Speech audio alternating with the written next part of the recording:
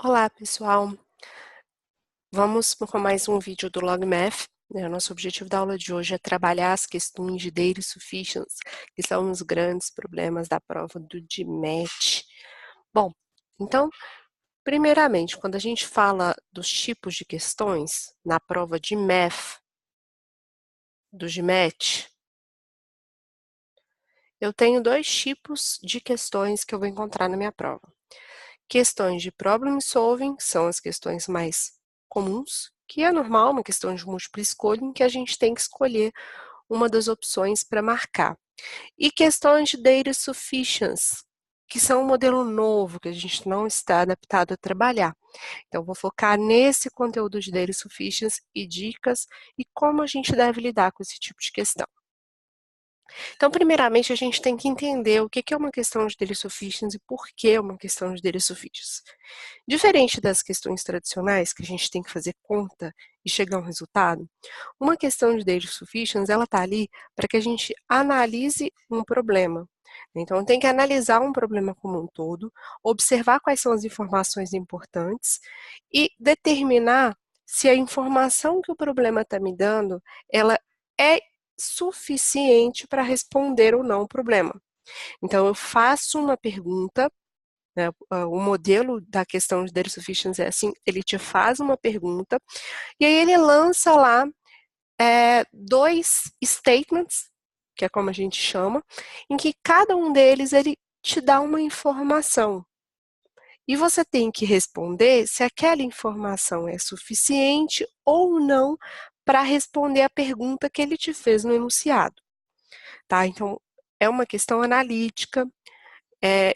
Em via de regra, não é uma questão para se fazer muita conta, é uma questão realmente para você observar se aquilo ali responde ou não o seu problema, se aquilo ali é suficiente ou não para chegar a alguma conclusão.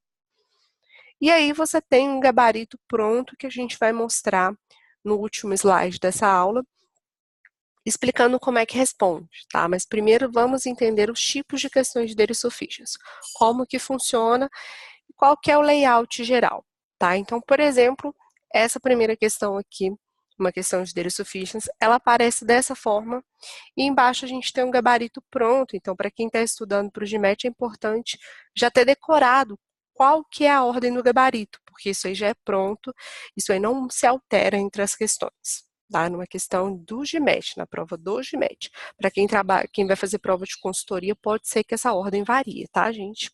Dicas aí. Então, essa questão, ela pergunta ali se o inteiro n é um número primo.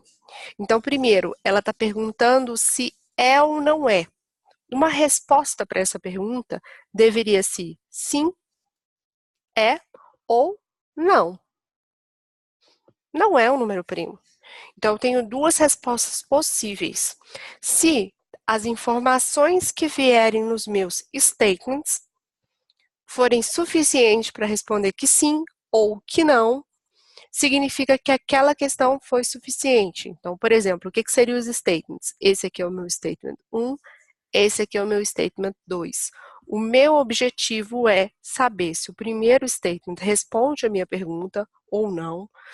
Depois eu esqueço ele, analiso o segundo statement e descubro se ele é suficiente ou não para responder a mesma pergunta. Tá? Então, a priori, vamos deixar por aqui.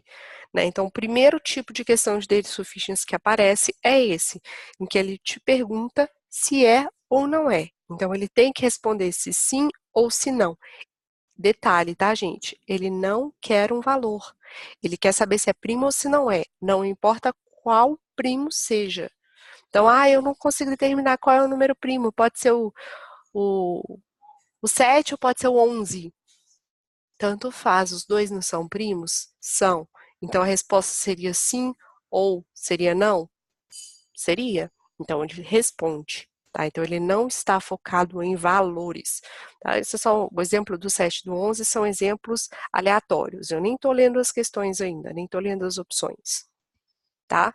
Não vou resolver essa questão agora, eu vou resolver lá na frente, no próximo vídeo, que a gente vai falar de como resolver, como atacar essas questões. Então, segundo modelo de questão. Esse segundo modelo, ele está perguntando qual é o valor. Então, se ele quer valor, eu tenho que chegar a um resultado. Um único resultado, tá bom? Então, por que eu estou falando um único resultado? Às vezes, a gente faz contas e chega, por exemplo, numa equação de segundo grau, normalmente a gente chega a 2 resultados possíveis. Uma raiz vale 2, a outra vale 3. Mas eu cheguei em um resultado. Porém, o objetivo do exercício é saber o resultado. Está no singular, gente. Se eu encontrei 2 resultados, eu não consigo responder a pergunta. Então, só vale se for um único resultado. Tá? Então, a pergunta é qual é o valor do inteiro P? Então, eu tenho que descobrir um único valor para o meu inteiro P. Aí ele vem de novo com o primeiro statement e fala: P é um primo fator de 33.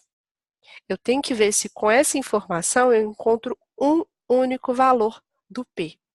Se eu encontrar, eu digo que é suficiente. Se eu não conseguir encontrar um único valor, eu digo que não é suficiente. Esqueça o primeiro statement e analise o segundo. Ele fala que o P é um número entre 3 e 15. Números entre 3 e 15, existe um único valor inteiro para P? Não, existem vários. Então, a gente fala que não é suficiente. Tá? Então, ainda não estou focada em resolver esses exercícios, mas em entender o que é esse tipo de questão. Então, numa questão de daily sufficiency, como que vai funcionar? Primeiro, eu vou olhar para o primeiro statement, para o statement 1, e vou analisar se ele é suficiente para responder ou não a minha questão. Então, vamos lá para o primeiro, que é para aquele exercício que a gente fez. Qual é o valor do inteiro P? P é um fator primo de 33. Bom, lembrando, para descobrir os fatores primos, a gente precisa fatorar o número.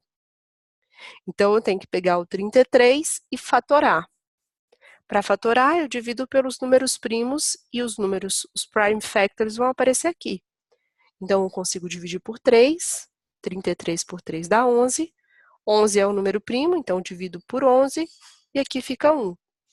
O meu P, que ele é um prime factor de 33, pode ser o 3 ou pode ser o 11.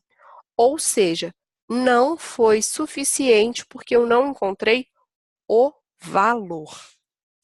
Tá? Então, olha aqui. Aqui, ó, eu fui para cá, ó. Não foi suficiente. Quando ele não foi suficiente, independente de um ou outro, os dois lados, sendo ou não, eu vou analisar o meu segundo statement. Então, se eu tivesse dito que eu também teria que analisar o segundo statement. Então, eu volto lá. O meu P, ele está entre 3 e 15. Bom, um valor entre 3 e 15, quantas possibilidades eu tenho? De 3 a 15 eu posso contar, o 3, o 4, o 5, o 6, até o 15. É um valor possível. Então, de novo, não foi suficiente para responder a nossa pergunta. Tá? Ok. Quando a minha resposta B não for suficiente, tá? Quando exclusivamente nenhum dos dois tiver sido suficiente para responder a questão, o que você vai fazer? Você vai analisar os dois juntos, tá? Então, a análise dos dois juntos só é válida quando nenhum dos dois tiver sido suficiente isoladamente. Então, nenhum dos dois foi suficiente. Eu não consegui responder a pergunta com nenhum dos dois. Aí a gente junta. Eu vou juntar as informações. Então, o meu P, ele é um número entre 3 e 15. Incluso o 3 e incluso o 15. Mas o meu P também é um fator de 33. Bom, eu tenho 3 e o 11. Juntando essas informações, um número entre 3 e 15, que só pode ser o 3 ou 11, então só podem ser o número 3 e o número 11, eu fiquei com dois valores ainda aqui possíveis. Se eu fiquei com dois valores, eu ainda não consigo responder a pergunta.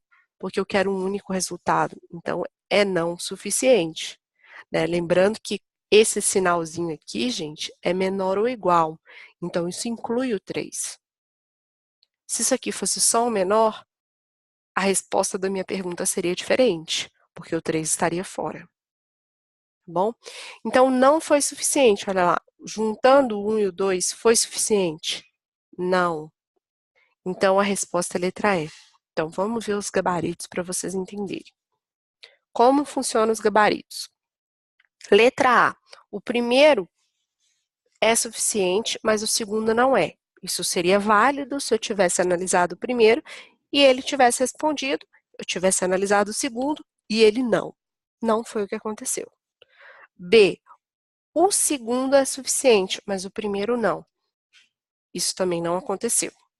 Letra C. Juntos, então naquele momento que a gente juntou, os dois juntos foram suficientes, mas sozinho não. Então, letra C é só quando eu junto, eu só junto quando eles não são suficientes isoladamente. Tá, eu juntei, mas juntos eles não foram suficientes. Então, não é letra C. Letra D. Cada um deles sozinho é suficiente. Bom, se eu tivesse analisado isolado e desse suficiente, poderia ser letra D. Letra E. O primeiro e o segundo juntos não são suficientes. Verdade, foi o que aconteceu com a gente.